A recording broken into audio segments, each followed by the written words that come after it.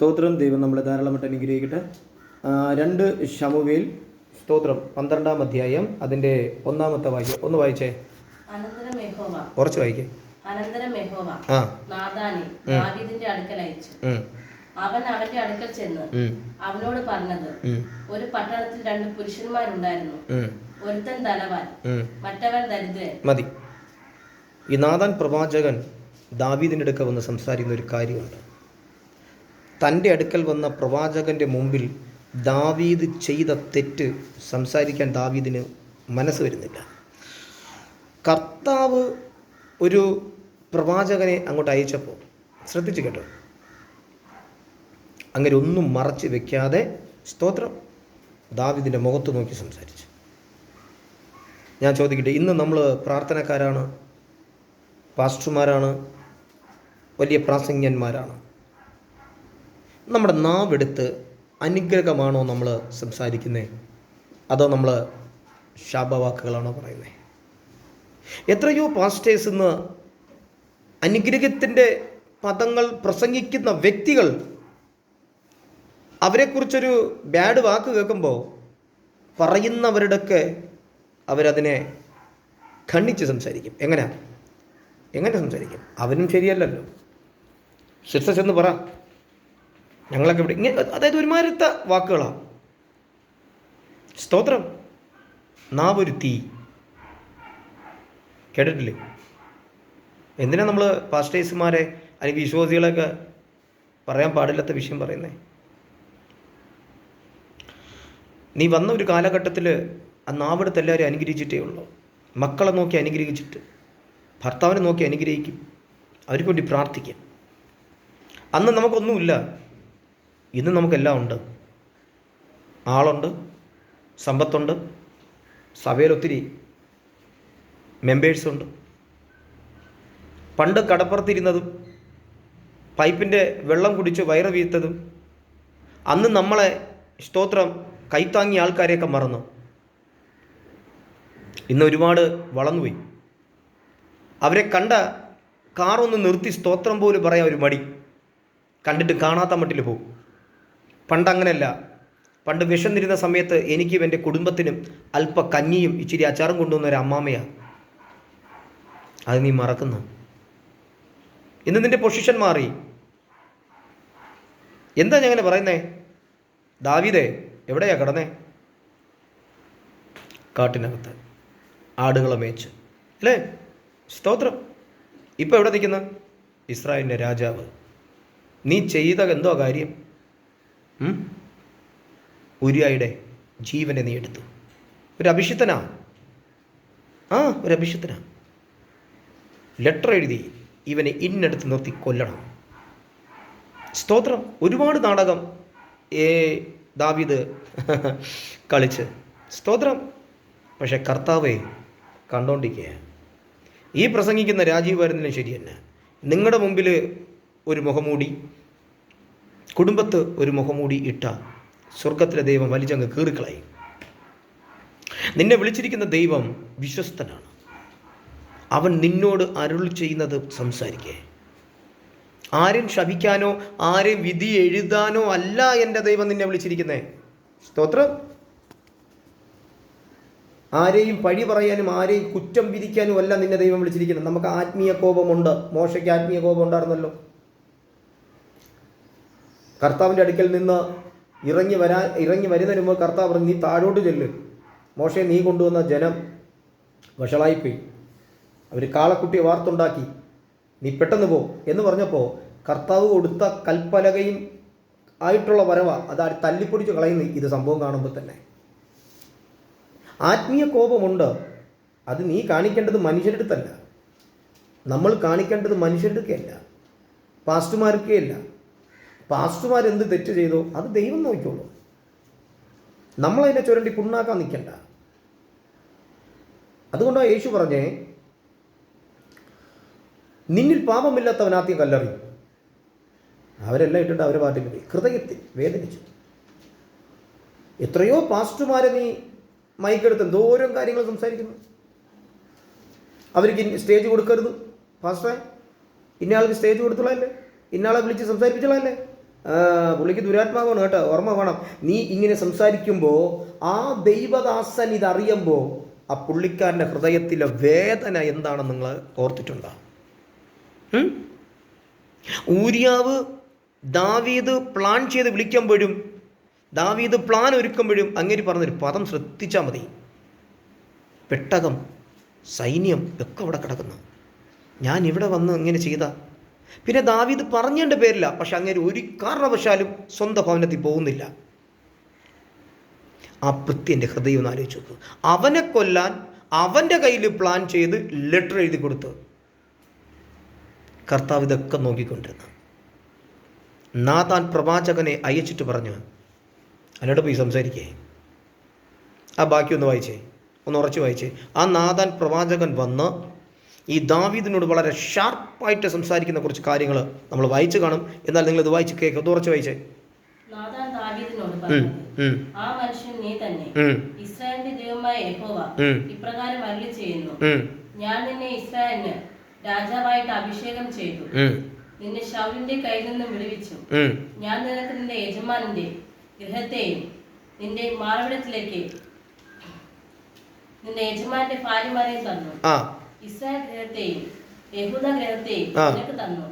പോരായെങ്കിൽ ഇന്നതും കൂടെ ഞാൻ നിനക്ക് തരുമായിരുന്നു. നീ യഹോവയുടെ കൽപ്പന നിരസിച്ച് നീ യഹോവയുടെ കൽപ്പന നിരസിച്ച് അടുത്ത അവൻ അനിഷ്ടമായതുള്ളത് ചെയ്ത് എന്തിന് ഹിത്യനായ ഊരിയാവെ വാൾ കൊണ്ട് വെട്ടി അവന്റെ ഭാര്യയെ നിനക്ക് ഭാര്യയായിട്ട് എടുത്തു. അവനെ അമ്മോനിയരുടെ വാൾ കൊണ്ട് കൊല്ലിച്ചു. അടുത്തത് നീ എന്നെ നിരസിച്ചു ഹിത്യനായ ഊരിയാവിന്റെ ഭാര്യ നിനക്ക് ഭാര്യയായിട്ട് എടുത്തത് കൊണ്ട് വാൾ നിന്റെ ഗൃഹത്തെ ഒരിക്കലും വിട്ടുമാറുകയില്ല. യഹോവ ഇപ്രകാരം അരുളി ചെയ്യുന്നു, നിന്റെ സ്വന്തം ഗൃഹത്തിൽ നിന്ന് ഞാൻ നിനക്ക് അനർത്ഥം വരുത്തും. ഇത് രഹസ്യമായിട്ട് ദാവീദ് ചെയ്ത കാര്യമാണോ? ഊരിയാവ് പോലും പറഞ്ഞിട്ടില്ല എന്നെ കൊല്ലാനാണ് ഇവിടെ കൊണ്ടുവന്നിരിക്കണേ, എന്നെ പ്ലാൻ ചെയ്ത് കൊല്ലാനാണ് കൊണ്ടുവന്നിരിക്കണേ. ദാവീദ് ഒരു അഭിഷിക്തനാ. കർത്താവ് പറഞ്ഞ വാക്ക് കേട്ട, നിന്നെ ഒരു സഭയിലാക്കി വെച്ചിരിക്കുന്നത് ആ സഭയിലുള്ള വ്യക്തികളുടെ വാക്ക് കേട്ട് മധ്യസ്ഥ തീക്കാനല്ല. ഒരു പാസ്റ്റർ ആണെങ്കിൽ ദൈവസന്നിധിയിൽ ഇരുന്ന് ഇന്ന വ്യക്തിയെക്കുറിച്ച് നിങ്ങൾ കേൾക്കുമ്പോൾ അത് കറക്റ്റാണോ എന്ന് ദൈവത്തോട് ചോദിക്കണം. അല്ലാതെ ആ വീട്ടിൻ്റെ അടുത്തുള്ള നമ്മുടെ വിശ്വാസികളുടെ അടുത്ത് കേട്ട് ഇപ്പം എങ്ങനെയുണ്ട് അവർ, ശരി ഞായറാഴ്ച അവിടെ ഞാൻ നോക്കിയോളാം. എത്ര ആൾക്കാരെന്നറിയുമ്പോൾ എന്ന് പറഞ്ഞ പാസ്റ്ററെ, ഞങ്ങളുടെ പാസ്റ്റർ വചനം എടുത്തു കുത്തി എന്നെ പാസ്റ്റർ, ഇതെന്തു പ്രസംഗമോ പാസ്റ്ററെ. എത്രയെടുക്ക് ഞാൻ പ്രസംഗിക്കാൻ പോയി, എത്രയോ സ്ഥലത്ത് ഞാൻ പ്രസംഗിക്കാം. പക്ഷെ അവരുടെയൊക്കെ ഞാൻ പറഞ്ഞു കൊടുത്തത് അത് നിങ്ങൾ കാര്യമാക്കണ്ട. കാരണം എന്താ അറിയോ, എന്താ ദൈവം കൊടുത്ത ആടുകളാണ് അവിടെ കിടക്കുന്ന അത്രയും. പക്ഷെ പുള്ളിക്കാരൻ്റെ റൂട്ടിലെടുത്ത് സംസാരിച്ച് പിന്നെ എന്ന് പറഞ്ഞാൽ ഈ സഭകളിൽ എന്ന് പറഞ്ഞാൽ ഒരുപാട് പ്രവാചകിമാരാണ്. അയ്യോ സ്തോത്രം, അത് ഞാൻ പറയില്ല, അതൊരു എന്തെങ്കിലും എപ്പിസോഡിൽ ഞാൻ പറയാം. എല്ലാവരുടെ വാക്കും കേട്ട് ഇങ്ങനെ കണ്ണും പൂട്ടി അങ്ങിയിരിക്കും. ഞാൻ ചോദിക്കട്ടെ, എന്നെയും ദൈവം വിളിച്ച്, ആരും എൻ്റെ തലയിൽ കൈവച്ചിട്ടല്ല എന്നെ വിളിച്ച്, ഞാൻ ഇരുന്ന ഒരു വിഷയത്തിനകത്ത് ഇറങ്ങി സംസാരിച്ച് വന്നു. സ്തോത്രം. ഈ കേൾക്കുന്ന പാസ്റ്റേഴ്സായ നിങ്ങളെയും ദൈവം ഒറ്റയ്ക്കല്ലേ വിളിച്ചേ? ഒരു ട്രാക്റ്റ് മുഖേന, ഇല്ലെങ്കിൽ ഒരു പാട്ട് മുഖേന, ഇല്ലെങ്കിൽ നീ കിടന്ന് കരഞ്ഞ് നിൻ്റെ രോഗത്തിൽ നിന്ന് നീ കരഞ്ഞ് അങ്ങനെയൊക്കെയല്ലേ വിളിച്ചേ? അല്ലാതെ ഒരു വ്യക്തി വന്ന് നിനക്ക് ദൂത് പറഞ്ഞു തന്നില്ലല്ലോ. പറഞ്ഞു തന്നാ ഇല്ല. ഇപ്പോഴോ സഭയ്ക്കകത്തൊരു വിഷയം നടന്ന, ഒരു കുടുംബ വിഷയം നടന്ന, അത് നിൻ്റെ മൈൻഡിനകത്തിട്ട് ബാക്കിയുള്ളവർ പറയണതും കൂടെ കേട്ട് നീ കണക്ക് പറയും, അല്ലെങ്കിൽ നീ അവരോട് സംസാരിക്കും. അതും വളരെ ഹർഷിച്ച്. എന്തിനങ്ങനെ ചെയ്യുന്നത്? തെറ്റ് കണ്ട തിരുത്താനാണ് ഒരു പാസ്റ്റർ. പക്ഷെ ആ തിരുത്തുന്നതിന് മുമ്പ് ദൈവസന്നിധിയിൽ വാ, ദൈവത്തോട് കേൾക്ക്. ഈ എൻ്റെ പേര് രാജീവ് എന്ത് തെറ്റ് ചെയ്തു? കർത്താവിനോട് സംസാരിക്കണം. ഇവിടെ ദാവീദിൻ്റെ ഭവനത്തിനകത്ത് ഒത്തിരി ആൾക്കാരുണ്ട്. ഇനി ദാവീദ് ലെറ്റർ എഴുതി കൊടുത്ത ഒരു വ്യക്തിയുണ്ട്. ആ പുള്ളിക്ക് വേണമെങ്കിൽ മൊത്തം പറഞ്ഞുകൊണ്ട് കിടക്കാം. അവിടെയും ദൈവം അവരുടെ വായടച്ച്, വായടപ്പിച്ച്, വായെ അടപ്പിച്ച്, എന്നിട്ട് പ്രവാചകനെ വിളിച്ചിട്ട് പറഞ്ഞു, നീ പോയി സംസാരിക്കാൻ ഇടക്കെ. അവൻ ചെയ്തത് തെറ്റ് തന്നെയാണ്. കാരണം സ്തോത്രം, യുദ്ധം കളത്തിൽ നിൽക്കേണ്ടവനവൻ അവനെ പ്ലാൻ ചെയ്ത് കൊന്നു. ഹലോ, നിന്റെ നാവ് അനുഗ്രഹിക്കേണ്ട നാവാണ്, ശപിക്കേണ്ട നാവല്ല. ആരെയും കുറ്റം വിധിക്കേണ്ട നാവല്ല, ആരെയും പ്രാകേണ്ട നാവല്ല. ചിന്തിക്കേ, സഭയ്ക്കകത്ത് ഇന്ന് ഏറ്റവും കൂടുതൽ പ്രശ്നം നടക്കുന്ന ഈ സംഭവമാണ്.